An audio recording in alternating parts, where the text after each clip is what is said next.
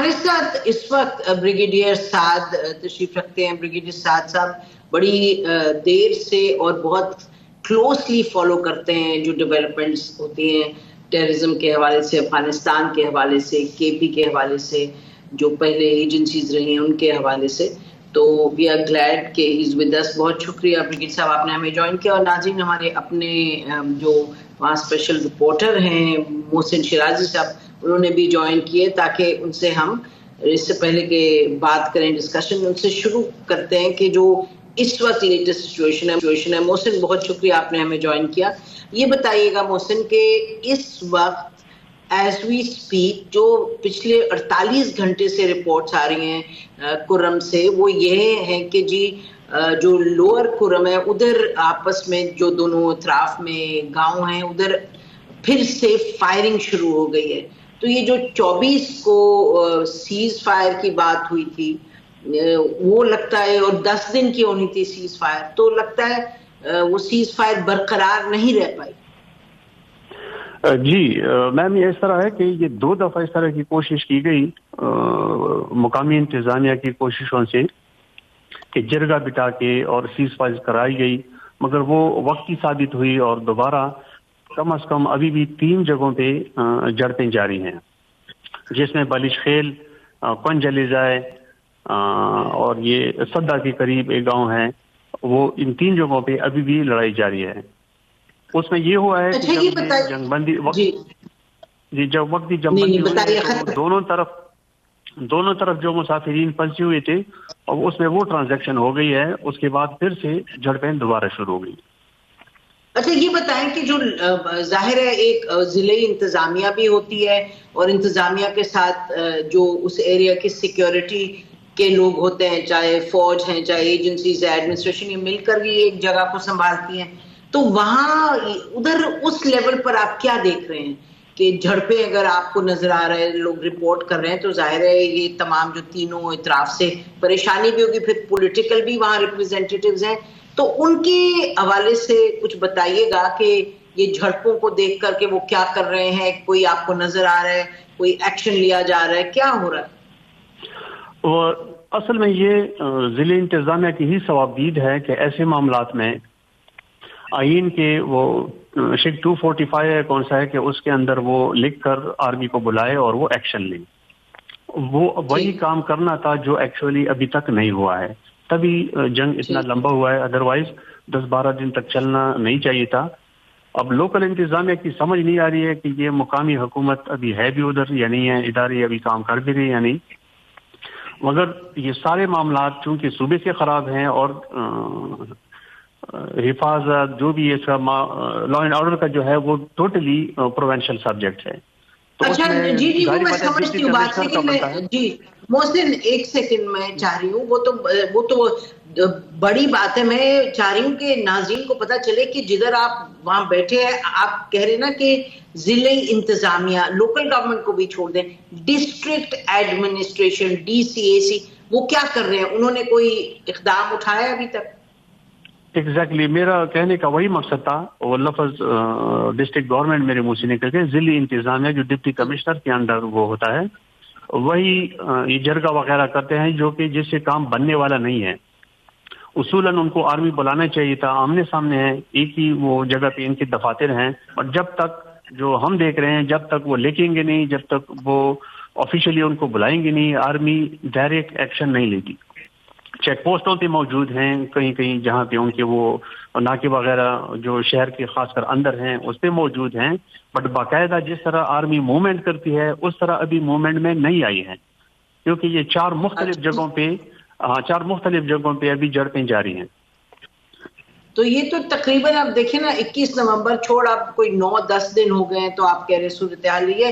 हुसैन बहुत शुक्रिया, आपने हमें यानी कि जो जमीन पर जो ग्राउंड सिचुएशन है वो आपने बयान कर दी। हमारे साथ रहिएगा, हम ब्रिगेडियर साहब की तरफ चलेंगे। ब्रिगेडियर साहब, आपसे सवाल ये है, सबसे पहले तो ये कि हमने जो सेनेट कमेटी है, जो कमेटी है home standing committee on home affairs जो कि KP में है, और जो नेशनल असेंबली की कमेटी इंटीरियर, इन तीनों के जो करता धरता है, चेयरमैन जो हैं, हमने पहले भी उनसे कोशिश की राब्ता करने की और कोई बात हो नहीं पाई, वो हमारे प्रोग्राम में नहीं आए। आज भी प्रोग्राम करने से पहले कल शाम से उनसे कांटेक्ट करने की कोशिश है।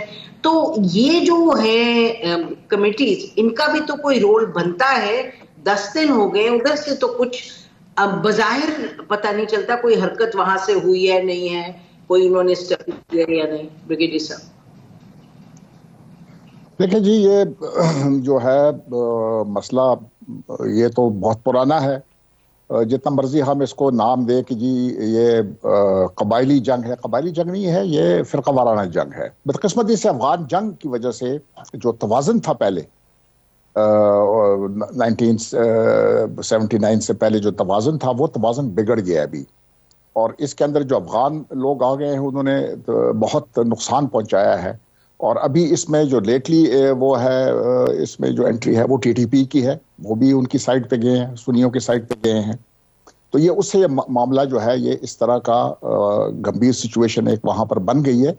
इसमें ना फेडरल गवर्नमेंट को दिलचस्पी है, ना प्रोविंशियल गवर्नमेंट को दिलचस्पी है। जी, आप यहाँ पर कुछ अमवात हुई हैं, मुझे उसका तादाद को तो नहीं पता है, लेकिन कुछ ना कुछ कैजुअलिटीज तो हुई है यहाँ पर इस्लामाबाद में। उसके ऊपर आप देखें कितना शोर है और पता नहीं क्या क्या लोग शेयर कर रहे हैं, और आपस में पूरे मुल्क में एक वावेला है। 100 से ज्यादा 122 मेरे ख्याल में 100 करीब लोग जो है ना, वो वहां पर मारे गए हैं कुरम के अंदर। उसमें बच्चे भी शामिल हैं और उसमें औरतें भी शामिल हैं। किसी ने आवाज तक नहीं उठाई। आप सूबे का वजीर आला जो है, ये उसका काम है बुनियादी तौर पे, law and order provincial subject है। और अगर वो समझता है कि उनको असिस्टेंस चाहिए फेडरल गवर्नमेंट की, तो वो बिड दे सकता है। वो एफसी की बिड दे सकता है, फ्रंटियर कोर की बिड दे सकता है, वो आर्मी की बिड दे सकता है। आर्मी 2 तरीकों से आ सकती है, 147 के तहत आ सकती है, 245 के तहत आ सकती है। मेरे ख्याल में यहाँ पर जो हालात इस वक्त है, 245 चाहिए, ताकि इसके अंदर हाई कोर्ट का रिट वगैरह जो है वो खत्म हो जाए। सिविल एडमिनिस्ट्रेशन बनी नहीं है जब से ये इनका इंजमाम हुआ है। ये सिविल एडमिनिस्ट्रेशन बराए नाम है। किसी सूबाई हुकूमत ने, और यहाँ पर पीटीआई की हुकूमत रही है, उन्होंने कोई दिलचस्पी जाहिर नहीं की है कि जो यहाँ पर सिविल इंतजामिया आनी थी वो नहीं आई है। ब्रिगेडियर साहब, अगर आप इजाजत दें तो आपने बड़ी तफसील से बयान फरमाया। मुझे ये बताइएगा कि एपेक्स कमेटी की सिक्योरिटी की 27 को शायद मीटिंग हुई, बड़ी तफसील में मीटिंग हुई। आप मुझसे बेहतर जानते हैं कि जब हालात इतने बिगड़े हों तो फिर चाहे फेडरल गवर्नमेंट हो, फेडरल गवर्नमेंट के साथ फौज की एक सेंसिटिविटी है टॉप कमांड की ऑन दीज मैटर्स, क्योंकि आपने जैसे फरमाया अफगानिस्तान से भी ये मामला जुड़ा हुआ है, टीटीपी से भी जुड़ा हुआ है, काउंटर टेररिज्म से भी जुड़ा हुआ है। तो ये अगर मैं आपसे ये पूछूं कि एपेक्स कमेटी की 27 को मीटिंग हुई है, उसके बाद मामलात आगे बढ़ाए जा सकते थे।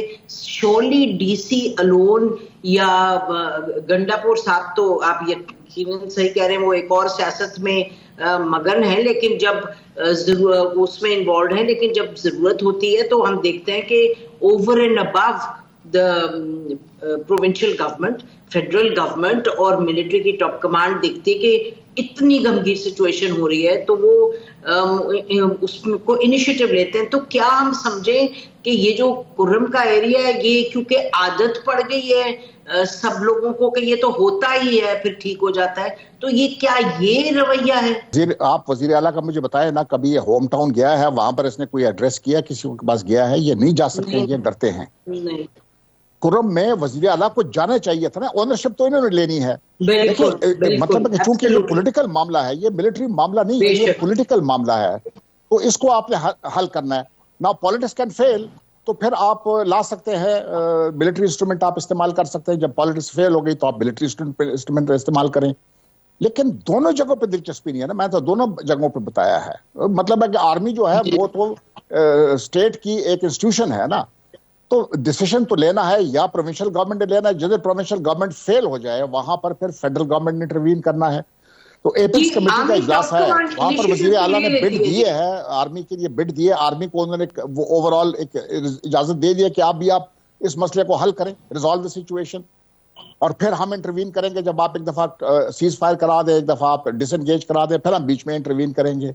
चाहे क्या वजीर आजम ने एपेक्स कमेटी बुलाई है, इस पे उन्होंने भी अदम दिलचस्पी का इजहार किया है। जी, जी, बिल्कुल। और एपेक्स कमेटी और जो हमने ये भी देखा कि जो कुंडी साहब हैं गवर्नर, उन्होंने भी एक मीटिंग बुलाई, उसमें एएनपी की लीडरशिप भी साथ बैठी थी। मेरा ख्याल है कि वो वहां उनको मिलने गए, उन्होंने कहा कि हम एपीसी बुलाना चाहते हैं, तमाम मामला पे पॉलिटिकल भी हो, लेकिन कुरम एजेंसी की भी उन्होंने बात की। बाहर से किसी मसीहा ने नहीं आना, हम सब ने बैठकर इस मसले का हल निकालना है। हम कुरम जा रहे हैं या हम ऑल पार्टीज कॉन्फ्रेंस करने के लिए जा रहे हैं। मैं सीएम साहब को दावत देता हूं, हम ऑफिशियली भी दावत देंगे कि वो आए, हमारे साथ बैठें, हम इस सूबे के मसले का हल निकालें। तो मतलब कि बेसिकली अब देखते हैं एपेक्स कमेटी के नतीजे में क्या निकलता है, क्योंकि रिपोर्ट्स तो हैं कि जैसे अभी मोहसिन शराजी साहब भी बता रहे हैं कि द फाइटिंग कंटिन्यूज। ब्रिगेडियर साहब, ये देखते हैं हम जब, तो ये पता चलता है कि पारा चिनार जो है, जो इस एक बाकायदा इलाका है जहां से लोगों का आना जाना है, तो एक कहते हैं पतली सी सड़क है जो पारा चिनार को कनेक्ट करती है बाकी पाकिस्तान से। तो वो और ये जो सड़क पे अटैक्स का मामला है, ये आज का नहीं, आपने खुद फरमा दिया, ये तो कुछ दहाइयों का मामला है, बिगड़ा अफगानिस्तान के बाद। तो जैसे हमने देखा कि आजाद कश्मीर के इलाके में जब इंडियंस ने बहुत अटैक करना शुरू किया, तो एक ऑल्टरनेटिव रूट भी बनाया। मैं ये नहीं कह रही to give up and give up this area, वो जो एक सड़क है, लेकिन कुछ ऑल्टरनेटिव्स की कोशिश नहीं होनी चाहिए थी, क्योंकि आप देखिए ना, ये तो सिटिंग डक्स बन जाते हैं जो वहां से लोग जाते हैं, जो कि हमने देखा 21 नवंबर को। अगर आप उसको प्रोटेक्ट नहीं कर सकते। हाँ, बिल्कुल आपने सही कहा है। अभी आज़ाद कश्मीर जो है ना, वो पॉलिटिकली जो है वो उसकी अहमियत है। क्या पारा चिनार के जो लोग हैं, अपर कुरम के लोग हैं, वो पॉलिटिकली अहमियत रखते हैं? मेरे ख्याल में वजह यही है कि उनको अहमियत नहीं दी जाती है। तो बहुत अफसोस की बात है, लेकिन ये है इस तरह, ये ग्राउंड सिचुएशन ऐसी है, क्योंकि वो पॉलिटिकली इफेक्टिव लोग नहीं है। तो जब पॉलिटिकली इफेक्टिव नहीं होंगे तो यहाँ पर तो कोई बात सुनता ही नहीं है। मतलब उनका रिप्रेजेंटेटिव क्या कर रहा है वहां पर, जो एमएनए है वो क्या कर रहा है, और बाकी जो एमपीएस है वो क्या कर रहे हैं। जी, मेरा ख्याल है कि इसी पर आपका बहुत बहुत शुक्रिया। मोहसिन, कोई कंक्लूडिंग कमेंट्स? आपने ये डिस्कशन सुनी, आप उधर के रहने वाले हैं, आप कुछ कहना चाहते हैं इससे पहले हम क्लोज करें? जी, एक जरूरी बात, जिस तरह सर जी ने बात की कि पॉलिटिकली इम्पोर्टेंस, मेरे ख्याल में पॉलिटिकली बहुत बड़ी इम्पोर्टेंस है खरलाची, और दूसरा एक गांव है उससे बाकायदा डायरेक्ट अफगान ट्रेड होता है पारा चिनार के साथ, बुड़की, उसको बुड़की कहते हैं। बुड़की और खरलाची 2 ओपन बॉर्डर्स हैं और बहुत ही इंपॉर्टेंस रखती है। प्रॉब्लम यह है कि 2 मेंबर जो हैं, एक एमएनए एक एमपीए, दोनों पीटीआई के हैं। एज अ पार्टी उन्होंने, मुझे लगता है कि इतने एक्टिव नहीं हैं जिस तरह हुकूमत भी उनकी है, उन्होंने वो रोल अदा नहीं किया है और वो इम्पोर्टेंस नहीं दी अपने इलाके को जो उनको करना चाहिए था। जी, बेशक आप सही फरमा रहे हैं, वो तो नजर आ रहा है जिससे कि नहीं दी। इस मामले पे हमने देखा भी नहीं वजीर आला गए हों और जाके कोई इनिशिएटिव सस्टेन्ड बेसिस पे लिया हो। जिरगे की बात जरूर की। ब्रिगेडियर साहब, मोहसिन साहब, आपका बहुत बहुत शुक्रिया दोनों का, और हम आपको फिर तकलीफ देंगे। ये मामला ऐसा है कि नाज़रीन, हम इस पर हमारी कमिटमेंट है कि हम इस मसले पर गाहे बगाहे फोकस रखेंगे और जो आवाज उठा सकें उठाएंगे, क्योंकि ये मामला देरीना है और इसको वो इम्पोर्टेंस नहीं मिल रही, और वहाँ भी शहरी हैं जो कि मारे जा रहे हैं, और इसका सिक्योरिटी से भी ताल्लुक है, इसका हमारी जो अपनी टेरिटोरियल प्रोटेक्शन है उससे भी ताल्लुक है, लोगों से। तो बहरहाल सबसे अहम एंगल वही है।